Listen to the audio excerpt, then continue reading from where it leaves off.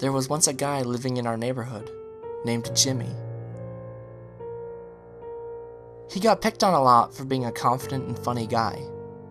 His mouth tended to get him into a lot of trouble, and he seldom learned his lesson. He was just very content with who he was and refused to change it. When people asked him why he let them wail on him for his blunt comedy and wise cracks, he'd smirk and say, "Honesty is the best policy. At least they're not hiding anything from me, and neither am I from them." One of the kids he inadvertently pissed off with a rather crude MILF joke was something of a psychopath with a sadistic streak who didn't take kindly to the insult. He rounded up the other guys who didn't like Jimmy, and they cornered him after school in the science room. "Your mouth got you into this. I want you to remember that," Brett, the ringleader, told him as he looked into Jimmy's terrified eyes.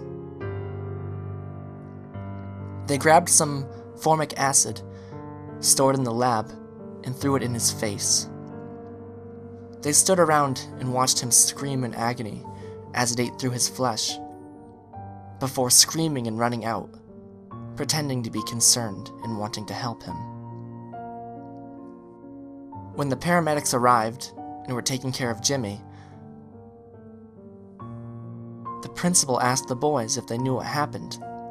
Their leader, Brett, explained they were walking past and they saw Jimmy skulking around the lab room. By the time they got there, he was already in that state. The other members joined in and backed up Brett with other fake details as Jimmy tried to protest in silent agony. The principal nodded and told them he would speak to them after he had a word with Jimmy and got his side of the story after he was out of the hospital. A few days passed, and Jimmy was kept in ICU with bandages over his face. The doctors salvaging what little they could of his face, his vision still in contact in one eye, and his jaw withstanding despite the loss of flesh. He was still unable to speak and refused to respond to anyone. He just sat there, eyes unblinking and staring at the ceiling. Bloodshot and filled with animosity. When he was discharged sometime later, he would not respond to anyone with anything other than the word, "Liars." His social life gone, unable to smile or even crack a joke anymore. He secluded himself in his room and began planning. Sick, vindictive thoughts started appearing in his mind. He would get them, one by one, decimate them, slice them, burn them. He waited patiently until the group would be vulnerable. Late at night, when they said their goodbyes and went home separately, that's when he would strike. That weekend, Brett received a package in the mail. Curiously, he opened it to find a VHS tape with the words, "For you," etched crudely onto the front. He put it in and played it. It was a crudely recorded home video by an unknown cameraman who didn't speak at all for the duration of the film. It began with the camera pointing at the date on a newspaper. It was yesterday. As he zoomed out, he could see it was in a basement, a single flickering light bulb hanging above and casting an uncomfortable scene. By the time he'd completely zoomed out, it was apparent this was no normal video. In front of the cameraman, on his hands and knees, was one of Brett's friends.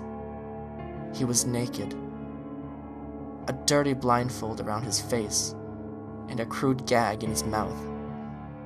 He was covered in blood, horrific burns, lacerations, and wounds. One particularly large one on his back stood out, and it almost looked like a word.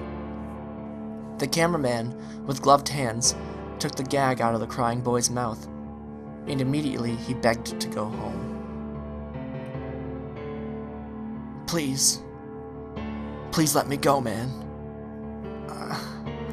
I did what you wanted.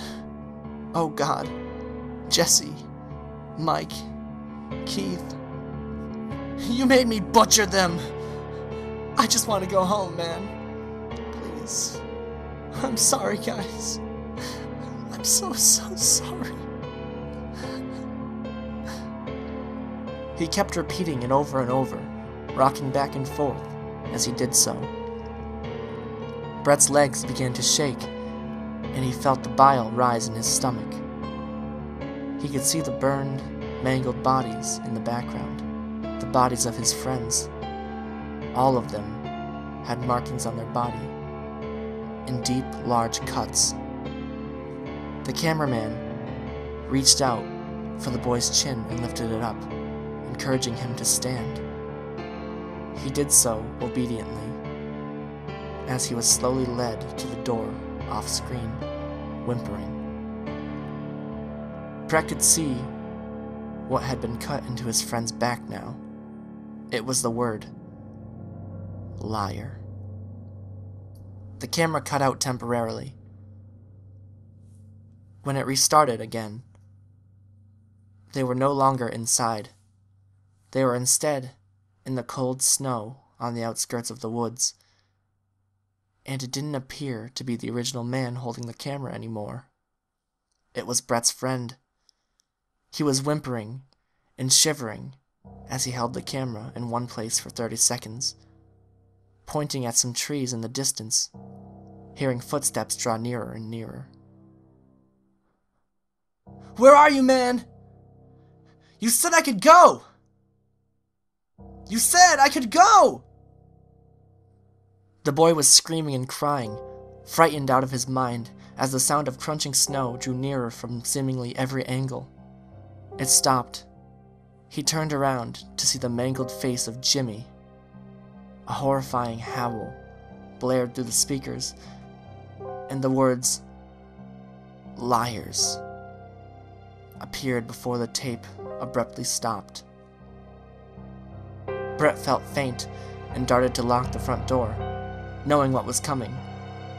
As he turned to run for it, he immediately hit something and fell backwards. The last thing he ever heard was, "Liars!" as the acid ran down his face and began to slowly eat away at his flesh. The last thing he saw was Jimmy's face, contorting into a sick, twisted smile.